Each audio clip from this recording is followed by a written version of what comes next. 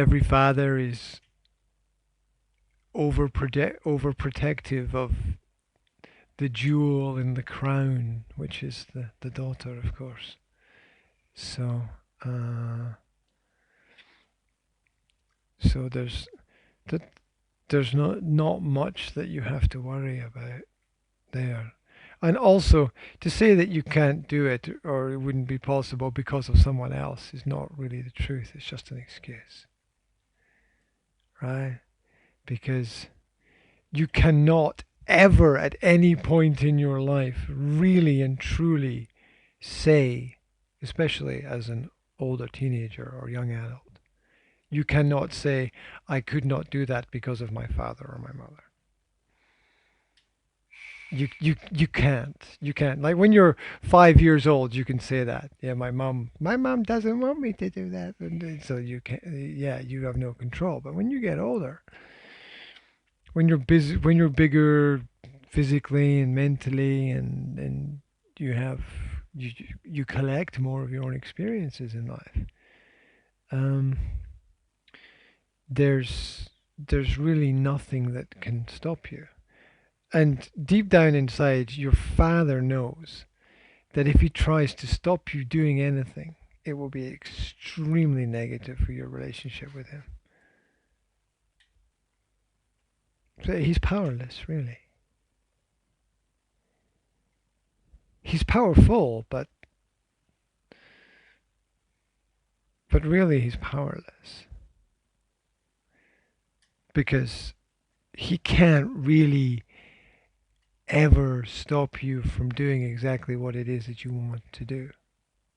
Oh, and I'm not saying that's a good thing, by the way, right? um, because if he stops you, it'll just create conflict, and that won't be good in the future. So you can't ever say that I couldn't go there and I couldn't do that and I couldn't be where I wanted and I couldn't follow my dream because of my parents. Do you know how that's going to come back to you later in life if you do that? Do you know what that means? That means that if one day in the future you have your own children, you will end up saying exactly the same thing to your kids. I didn't have my dreams, so you can't have yours. Because that's just the way it is. And I'm sorry you're not, but you use the words. So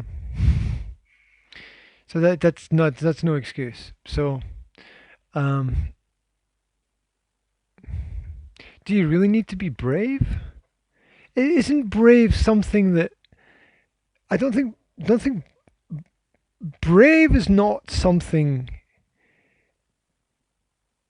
that you just are. It's something that you become. It's the result of experience.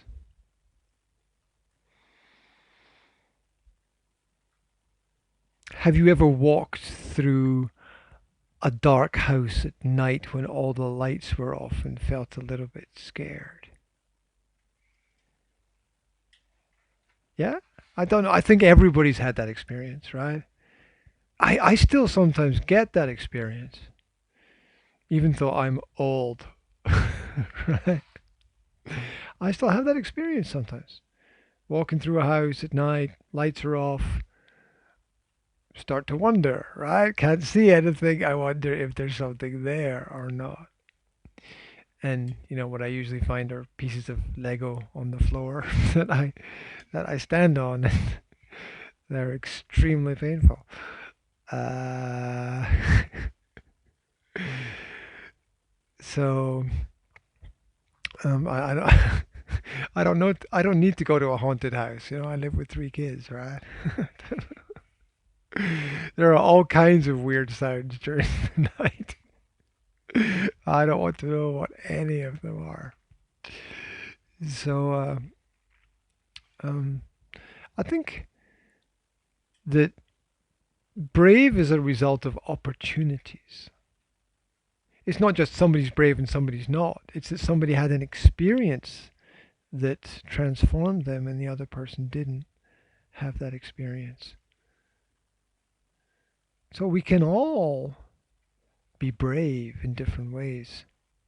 Sometimes we're scared to go and do the exam or the test in school. We're worried about the results. But we go and do it. There's an element of bravery there. There's also an element of fear and authoritarian control, but there's bravery there. There's bravery when we play sport. We could get injured.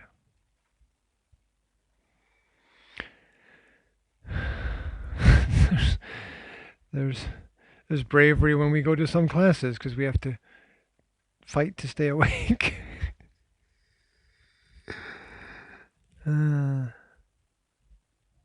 So we can all be brave. There's a time for bravery, and there's a time for running really fast in the opposite direction. I was reading something about the word brave yesterday. It's kind of strange that you mentioned that as well. I was reading that originally the word brave meant the opposite of what it means today. Yeah, it meant the complete opposite. There's another word, bravado. Bravado. The original, and brave and bravado have the same origin, yeah? And bravado means that you act really tough, but you're not. It's all an act. It's all theater. It's not real.